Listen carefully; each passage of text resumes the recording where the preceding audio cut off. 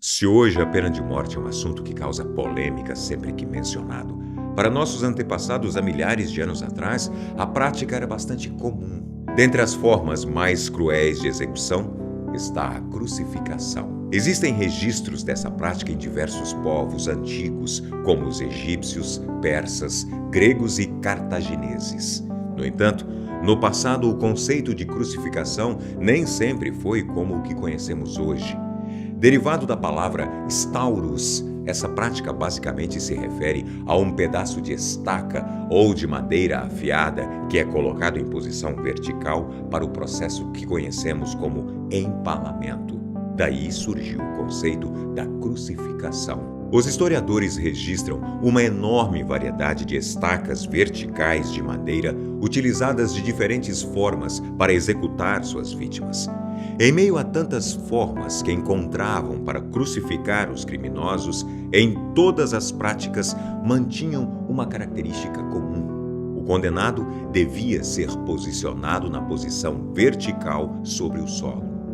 O tempo passou e os romanos jamais imaginaram que a execução de um judeu humilde daria à crucificação uma fama que ultrapassou os tempos. Hoje a cruz é um símbolo de fé, mas nem sempre foi assim.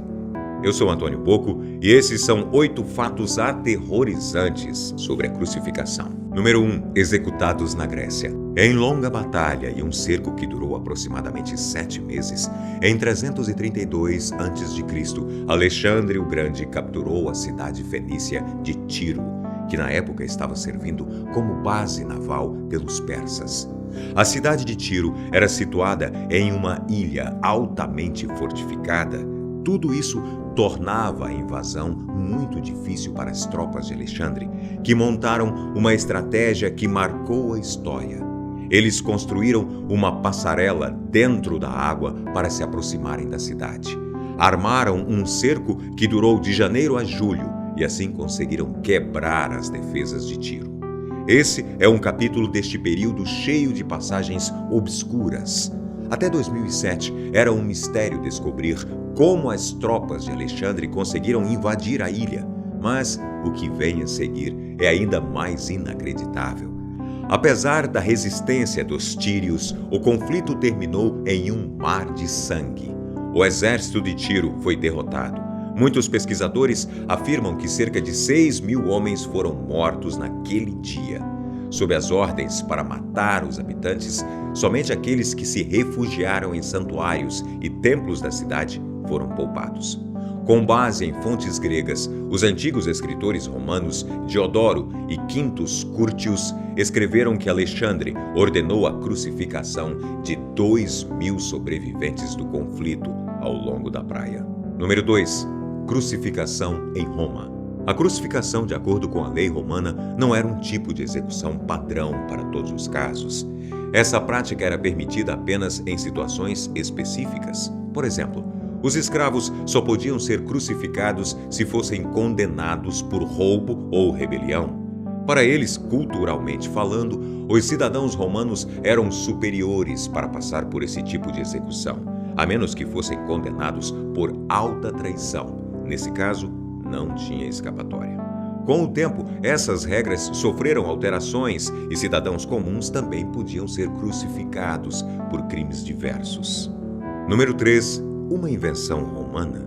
Muitos acreditam que Roma tenha inventado a prática da crucificação, mas registros apontam que foi através dos cartagineses que os romanos adotaram a prática. Ao contrário de Roma, que possuíam regras específicas para a crucificação, Cartago crucificava seus próprios generais caso falhassem em uma batalha. Número 4. Revolta de Espartacus. Espartacus, um escravo romano nascido na região da Trácia, escapou de um campo de treinamento de gladiadores em Capua em 73 a.C. Com ele, partiram outros 78 escravos aproximadamente. O tempo passou.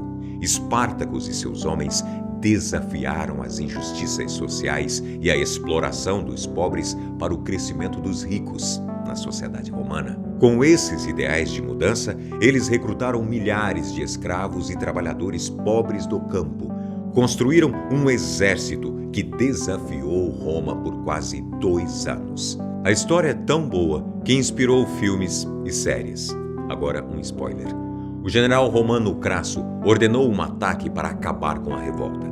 O episódio terminou como um dos casos mais famosos de crucificação em massa da história romana. Espartacus foi morto e seus homens derrotados. Os sobreviventes, mais de 6.000 guerreiros, foram crucificados ao longo da Via Ápia, a estrada entre Roma e Capua. Número 5. Perfuração das mãos. Sempre que presenciamos obras de arte, pinturas e estátuas que representam a crucificação de Cristo, vemos seus pés e suas mãos perfuradas por pregos. Não é verdade?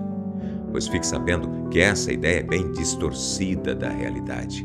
Hoje em dia, sabemos que os pregos, através das palmas das mãos, são incapazes de suportar o peso do corpo. Acredita-se que os membros superiores das vítimas também eram amarrados com cordas para dar suporte. A maneira como supostamente foram pregados os pés de Jesus também é controversa. Acredita-se que os soldados fariam essa etapa de uma forma mais prática.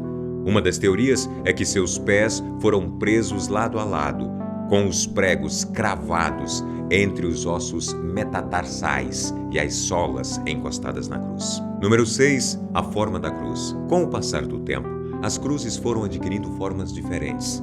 Podiam variar de um único poste em forma de T a crucifixos em forma de Y e o formato X, popularizado como a cruz de Santo André.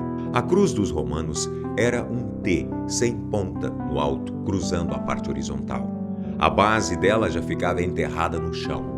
O encaixe do patibulum era feito com 2 soldados erguendo suas pontas, enquanto o terceiro segurava o corpo da pessoa crucificada. Possivelmente Jesus foi crucificado nesse tipo de instrumento. Cada detalhe era cruelmente pensado para prolongar a dor da vítima. Algumas cruzes eram feitas de madeira simples, enquanto outras possuíam pequenos assentos e apoios de pés com a intenção de prolongar a vida e a dor dos condenados. Assim, os condenados passavam dias sendo torturados. Número 7. Dias de tortura.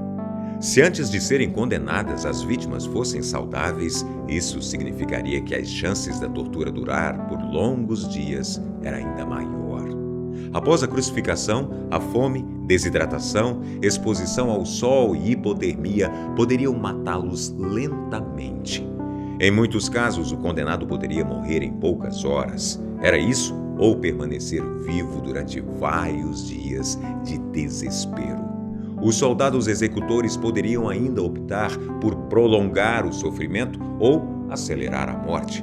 Por isso, muitas vítimas possuíam ossos quebrados ou eram esfaqueadas. O Evangelho de João, capítulo 19, versículos 33 e 34, mencionam que um soldado romano perfurou o lado de Jesus enquanto ele estava na cruz, uma prática para garantir que o condenado estava morto. Número 8.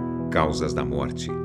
As vítimas podiam morrer durante a fase de flagelação, principalmente quando ossos e chumbo foram adicionados aos chicotes.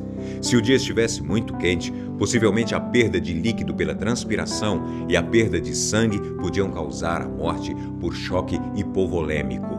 Mas se ocorresse em um dia frio, o condenado poderia morrer de hipotermia. Mesmo depois de tanto sofrimento, nem sempre as lesões, o sangramento e a crucificação em si causariam a morte de imediato. A posição do corpo na cruz levava a um processo gradual e doloroso de asfixia. Com o tempo, o condenado era incapaz de respirar.